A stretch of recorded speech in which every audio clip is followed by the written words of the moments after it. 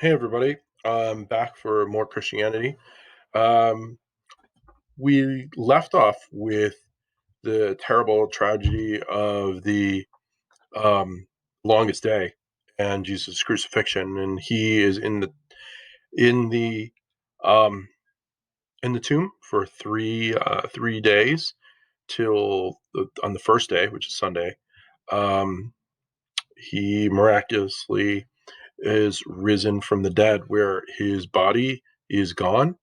And we will, in a separate set of videos on the Shroud of Turin, talk about that resurrection and the interesting artifact known as the Shroud of Turin. But after this, after Jesus is with them for 40 days and 40 nights, apparently, which means a long time, 40 means that, um, then they you have the beginnings of the Christian church. And this is the Pentecost, which is typically called the birthday of the church, where all the disciples who are freaked out still, because it's only been a handful of days, a month since their leader was killed, and the Jews who were out to get Jesus, they were afraid that they were coming after them, so which made sense. And so they were all like hid up in that room, and they were freaking out.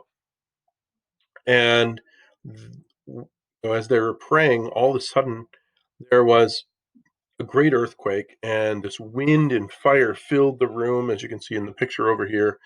And they were inspired to go out, and they started telling people about Jesus. And crowd formed because Pentecost is actually a Jewish holiday, and so there were all kinds of people in Jerusalem.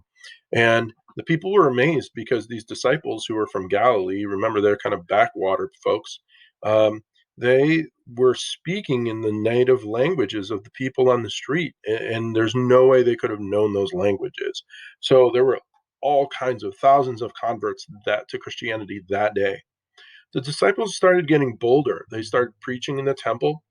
uh, their their converts became more and more numerous, and they had to care for them. They had to take care of widows and children, and it just became too much. So they started designating a group of well-spoken young men to kind of take care of these people, and they were called deacons.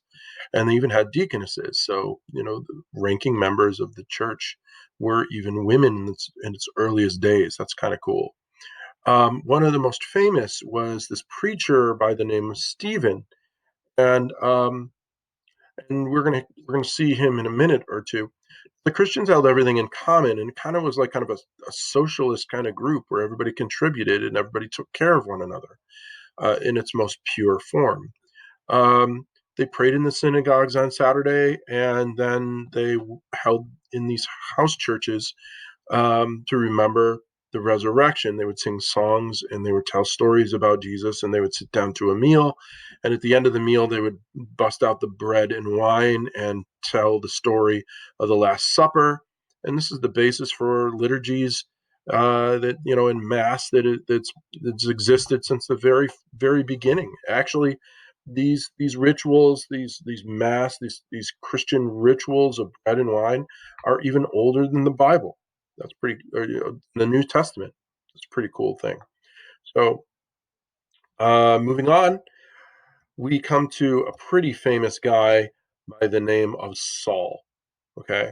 Now, Saul was a young Jew who coming from the university city, where so he was very much interested in his education, and he studied under the Rabbi Gamaliel, who was very famous, and he had a passion for the Torah and a deep desire to see it not corrupted.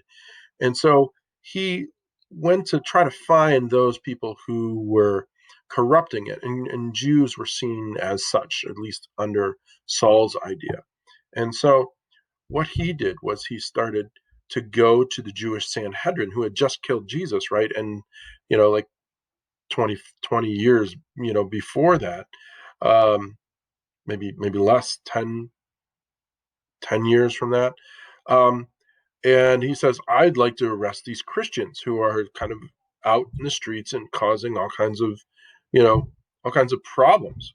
and they're like, "Go ahead, you can take some soldiers and pick these Christians up and bring them to us." So Saul, filled with this passion, goes and starts to persecute these Christians, right? And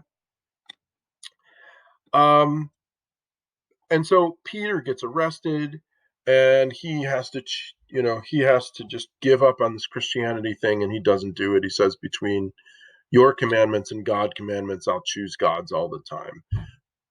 So Saul's getting more and more bold, and he leads a group against Stephen. Remember our boy Stephen, who's a deacon?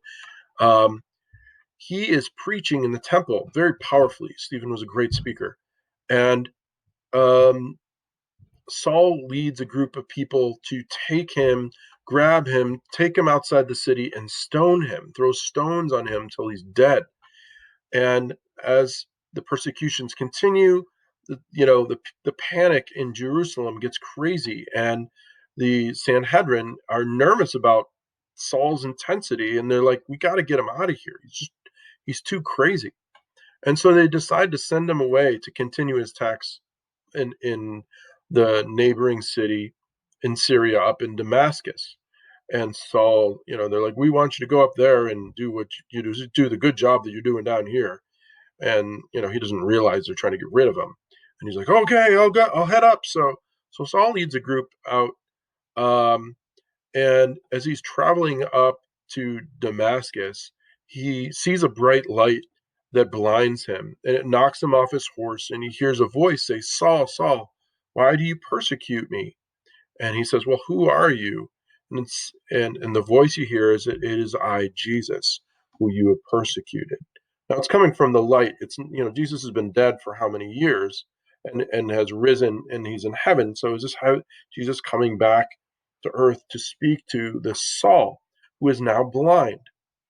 And he's told to go to the house of a man named Ananias, and that is where he goes. Now, this is the leader of the Christians. Now, Saul a is not popular with the Christians, and of course, Ananias, the leader, and all the Christians were afraid, and they knew that Saul was on his way. And so, when Saul comes up, blind though he might be, asking for Ananias, they're not going to meet with him. But Ananias has a dream, and God tells him in the dream to seek out Saul and baptize him. So, so Saul stays with Ananias, who takes him in under great courage. Imagine, and he converts him, and Saul's heart is won over, and he sees that Jesus is positive and not negative, and when he's baptized, his eyes are made open, and suddenly now the same fervor, the same passion that he had in persecuting Christians, now um, he wants to help. And we'll stop there, and we'll move on from there.